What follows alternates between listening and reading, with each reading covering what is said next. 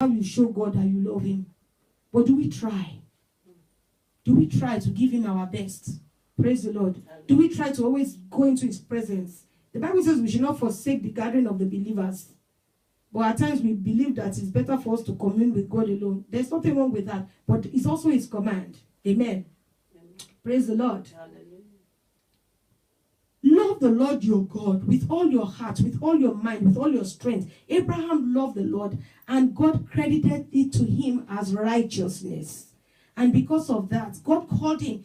Abraham was not just, somebody getting drunk and going all over the place, being bad. And God just decided, okay, because I can do what I like to whom I love, I'm going to bless him. No, he was serving God.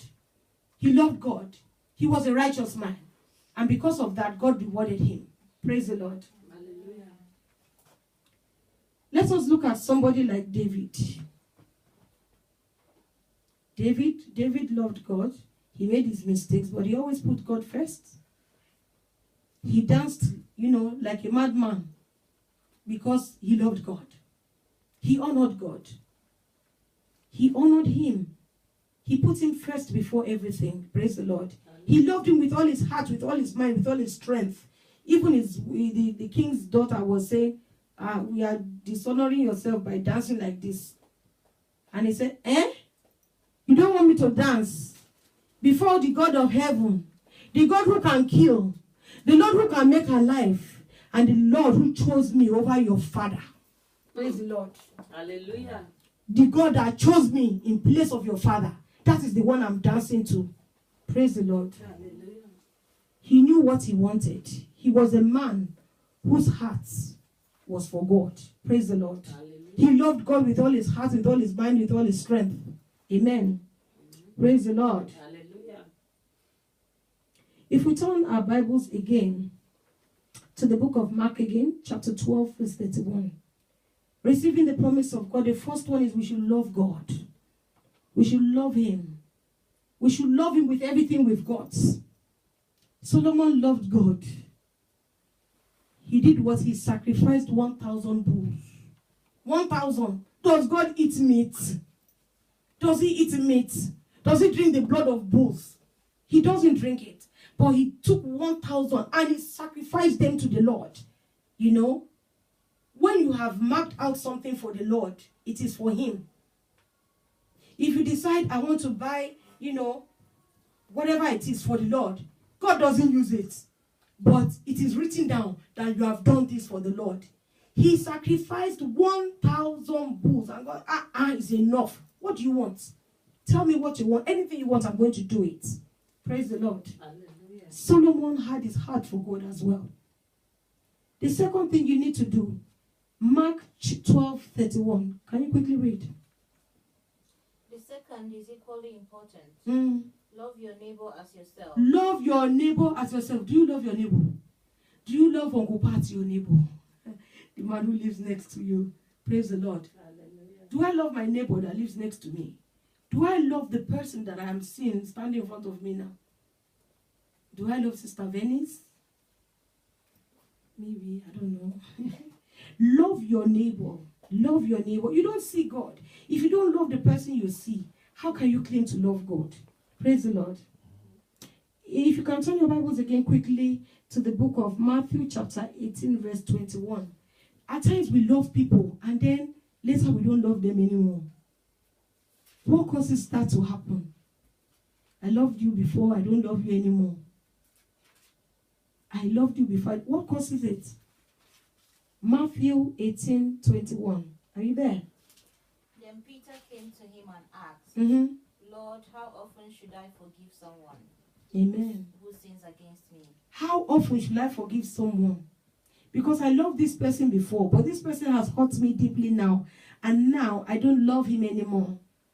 So how often? He has been doing this thing to me. She has been doing this to me several times. So what should I do now? What am I expected to do? And God is telling me to love my neighbor so that I can receive his promise.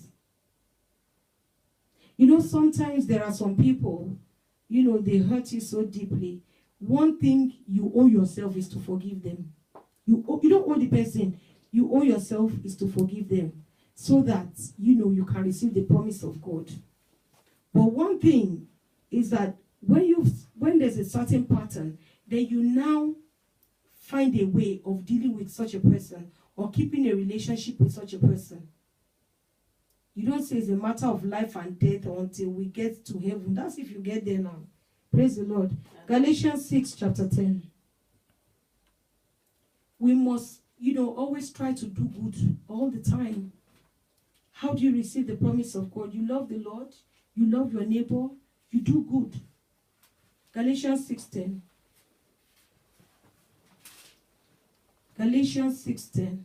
Are we there? Yeah. Therefore, Mm-hmm. whenever we have the opportunity, We should do good to everyone. we should do good to everyone, Especially those in the family of faith. Amen. Especially those in the family of faith. If we have the opportunity to help one another, we should do it. Because that is what God requires of us. He requires that of us.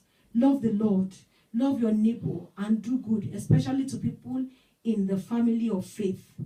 Another one that he kept hammering to me, before the other points developed, was hospitality. Praise the Lord. Hallelujah. We should be hospitable. We should be hospitable. Can we turn our Bibles to the book of Hebrews? No, before we go there, 1 Peter chapter 4 verse 9. 1 Peter chapter 4 verse 9. 1 Peter 4 9. Are we there? Yeah. Mm-hmm. Cheerfully share your home Mm-hmm. with those who need a meal Mm-hmm. or a place to stay. Amen. Amen. My version says, show hospitality without grumbling. Amen. Show hospitality without grumbling. Now we can go to Hebrews chapter 13 verse 2. Hebrews 13 verse 2. Do not forget to entertain strangers, for by doing, some people have entertained angels without knowing it. Amen. Entertain people, because you might entertain an angel without knowing it. Praise the Lord. If we turn our Bibles again to the book of Genesis chapter 18. Genesis chapter 18. Some people have entertained angels without knowing it. Amen. Praise the Lord. 18. Abraham entertained angels. The Lord had told him right from verse 12. Praise the Lord. That he should go. He will make him a great nation. He will bless him. His name will be a blessing. Whoever causes him will be cursed. All the peoples of the earth will be blessed through him. He will make his name great. He will be a great nation. Nothing happened. So many things happened, But then, when he received 3 visitors in chapter 18, praise the Lord, he saw them. He was sitting there at the entrance. They were passing. And he invited them. He begged them to eat. He selected a tender calf from among his flock, killed it for them to feed them. Praise the Lord. And when they had finished eating, they asked him, where is your wife? Where is your wife? He said in the 10th, verse 10. Then the Lord said, I will surely return to you about this time next year, and your wife Sarah, and you will have a son. Amen. Amen. It was after they had entertained people, after they had been hospitable to people, that is when they received the promise. Sometimes some people just cook and just feed people. Praise the Lord. They just cook and feed people. Praise the Lord. And when they do so, things happen. Sometimes, if you have the opportunity of a prophet telling you, just cook and entertain people. Through that, you could receive the promise of God. Through that, you could receive blessings. Praise the Lord. Either you believe it or not, it happens. Praise the Lord. They fed these 3 people they didn't know. They didn't know what they were. They didn't know. But when you satisfy the need of people at times, God's promise comes to pass in your life. He entertained them. Also, his nephew, who believed in God as well, Lot saw angels coming into Sodom and Gomorrah. And he, begged them to come and dine in his house. Praise the Lord. Hallelujah. That is Genesis chapter 19. He begged them. 19 verse 2. My Lord, he said, please turn aside to your servant's house. You can wash your feet and spend the night there, and then go on your way early in the morning. No, they answered, we will spend our night in the square. But he insisted so strongly that they had to go with him to his house. He prepared a meal for them, baking bread without yeast, and they ate. Praise the Lord. Hallelujah. He begged them to feed them. Well, some people will beg you for food, you won't give. These ones, they were not asking. He begged them, come and eat in my house. Praise the Lord. He was hospitable, but he didn't know God was about to destroy the city. So these angels saved him. If we turn to verse 15. With the coming of dawn, the angels urged Lot, saying, hurry, take your wife and your 2 daughters who are here, or you'll be swept away when the city is punished. When he hesitated, the men grasped his hands and the hands of his wife and that of his 2 daughters and led them safely out of the city, for the Lord was merciful to them. Amen. Amen. The angels helped them out, and that place was totally destroyed because they entertained them. If they didn't entertain them, what do you think would have happened to them? Be hospitable so that you can receive the promise of God. Amen. Amen. Sacrifice. Amen. Sacrifice. When you sacrifice to God, when you give to God sacrificially, what is a sacrifice? A sacrifice at times could be termed as something that is not easy for you to part with. It's not easy for you to part with it, but you part with it. Amen. A sacrifice. Praise the Lord. You know, there are different kinds of sacrifices, but let's talk about a sacrifice that is difficult for you to part with. Praise the Lord. You know, it was after God appeared to Abraham that he now, sacrificed unto the Lord. If we turn our Bibles to chapter 12 of Genesis, and if we look at verse 4, Abraham left, he did what God told him. And then, if we look at 6, he traveled from the land as far as the site of the great tree of Moreh at Shechem. At the time the Canaanites were in the land, the Lord appeared to Abraham and said, to Abraham, because it was not yet Abraham then, and said, to your offspring, God promised him, to your offspring, I will give this land. When God told him that, he built an altar there to the Lord. Praise the Lord. Hallelujah. You can't just build an altar without sacrificing. Sacrifice to the Lord there. Praise the Lord. After God told him that, he built an altar to him. Praise the Lord. Hallelujah.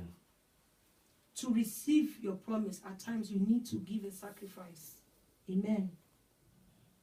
Also, paying of tithes. Praise the Lord. Hallelujah. Paying of tithes. After all that have happened, I'm using Abraham because Abraham is the man through whom all of us are blessed. Amen. I'm using him as an example. You can see the way God blessed him. You can see the way his name is being pronounced as a blessing today. That is why I'm using Abraham. After Abraham and Lot have separated, and Lot now, went towards Sodom and was captured. Abraham went to go and, rescue him. After he rescued him, and they had, plundered the people that took him away, Abraham paid a tenth. Not of what was taken, but of what he had, of the possessions God had given him. We can look at chapter 14. Chapter 14. After God delivered his enemies into his hand, he now paid a tenth. Amen. Chapter 14, and I'll read from verse 18. Then Melchizedek, king of Salem, brought out bread and wine. He was priest of God Most High, and he blessed Abram, saying, blessed be Abram by God Most High, creator of heaven and earth, and blessed be God Most High, who delivered your enemies into your hands. Then Abram gave a tenth of everything. Amen. Amen. He gave a tenth. Amen. Praise the Lord. Hallelujah. You want to receive your promise, pay your tithe. Praise the Lord. Hallelujah. It opens doors of blessing. If we turn to Malachi 3:8, everybody knows it. Bring everything into